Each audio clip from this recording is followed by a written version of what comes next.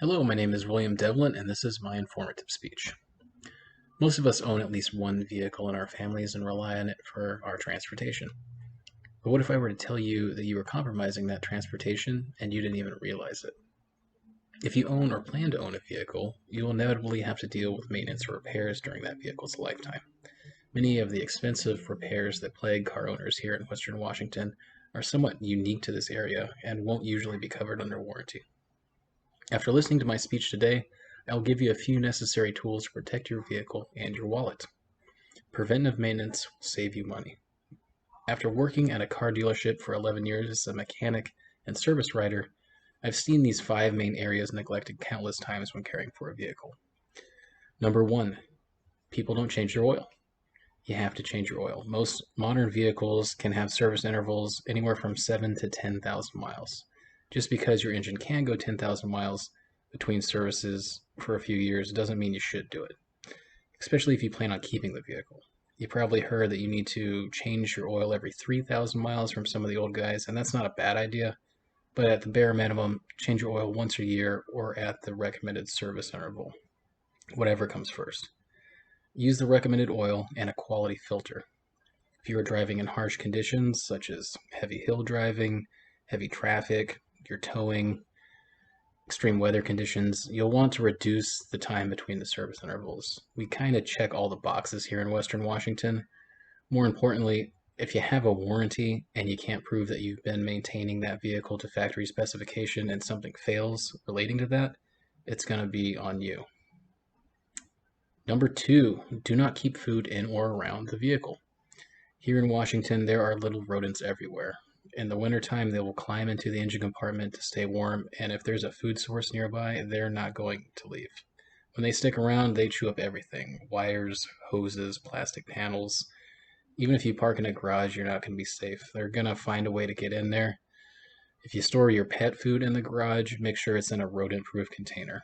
If you have kids, take the time every few days to lift up the car seats and vacuum out all the Cheerios and the fruit snacks and the goldfish that will otherwise be a rodent buffet if you don't. They'll inevitably find their way into the vehicle and then they will wreak havoc. It's not a bad idea to open the hood occasionally and lift up the engine covers. Most vehicles have some kind of a plastic engine cover on top. They usually pop off fairly easily. That's usually where they're going to be hanging out. If you see any evidence of them running around in there, you're going to want to put out traps. You don't want to put out poison.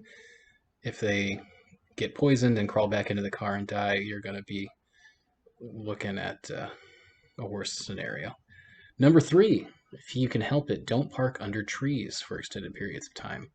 Not an easy one to do here in the Pacific Northwest, but certainly something to consider. All the leaves and needles and pollen and bugs and debris, they're going to find their way into all the little nooks and crannies and drains of the vehicle and inevitably will block those drains and start submerging things that don't like to be submerged in water.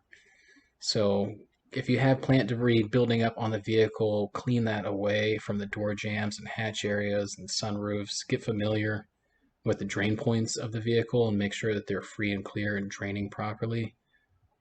You want to test them just by dumping a little bit of water down there and make sure that they're open. It rains a lot in this area, and it doesn't take long for a small water leak to become a big problem. Failures and leaks caused by foreign material are not covered under warranty either. You also want to check your tires. That's number four. Just take an extra second or two to visually check your tires before you get into the vehicle. If any of them look low, check it with a tire pressure gauge, compare it to the other tires. If the tire pressure is low, don't drive on it. Driving a tire on low pressure will compromise the structural integrity of the tire and it will eventually fail and sometimes catastrophic ways. So not a bad idea to invest in a jump box that has an air compressor, a little pump connected to it. Keep it in the garage or keep it in the vehicle. It's a handy tool to have. Due to the steep inclines and poor road conditions in this area, tires wear pretty quickly.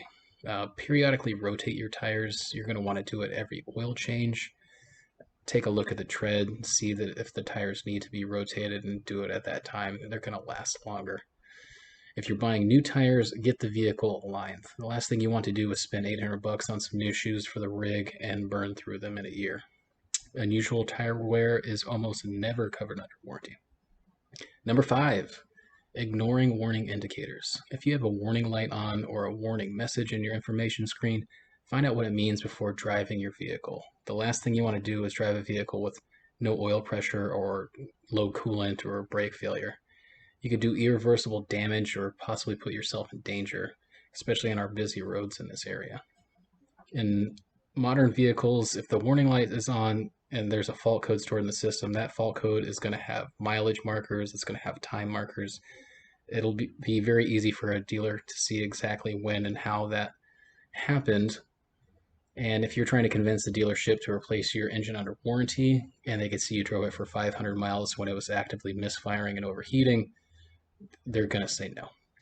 So best way to avoid an expensive repair on your vehicle is be aware of the potential damage to your wallet and prevent it from happening in the first place. Change your oil. Keep food away from the vehicle. Stay away from trees. Take care of your tires. Check your warning lights and make sure you know what they mean. If you are interested, I have some links to a few sites that can help you find a good repair shop in your area, as well as a link to the Attorney General's page on auto repair so you can become familiar with your rights as a customer. You can find these in my speech notes under references. Thank you for your time.